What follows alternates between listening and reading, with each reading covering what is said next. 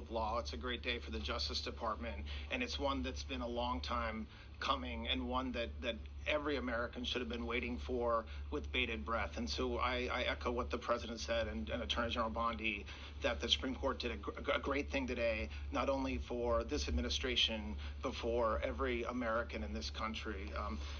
If not for the injunctions case, we would be here talking about another great decision that came down today, the trans books case, which restores parents' rights to decide their child's education. Seems like a basic idea, but it took the Supreme Court to set the record straight, and we thank them for that. And now that ruling allows parents to opt out of dangerous trans ideology and make the decisions for their children that they believe is correct. And so we thank the Supreme Court for that. There's been multiple decisions over the past several weeks that just show why this nationwide injunction ban had to happen. For example, what I mean by that is local district court judges issuing decisions that are clearly contrary to law just because they don't like the policy of President Trump.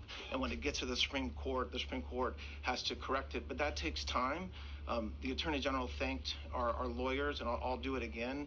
Our lawyers are working 24 hours a day, 7 days a week to fight these injunctions and to emergency appeals, emergency stays, going back to the district court judge, asking them to change their view. And so their hard work is really paying off today, but over the past few weeks. We had a stay of an order that prevented DHS from moving aliens to a third country. We had a stay of an order that stopped the Department of Defense from implementing military readiness, the EO that President Trump signed. We had another stay of an order forcing reinstatement of fired executive branch employees entirely within the president in Article 2, his right to do.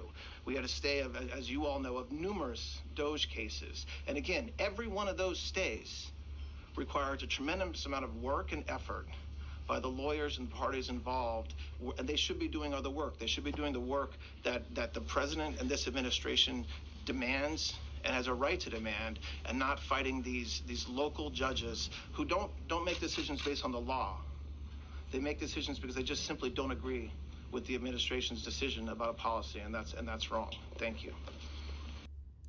I am elated about President Trump's winning.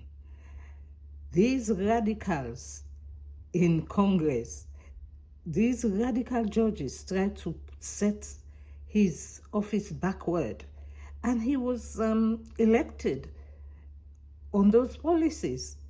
They should allow the president's policies which he ran on election to go through. It's just because they don't like President Trump.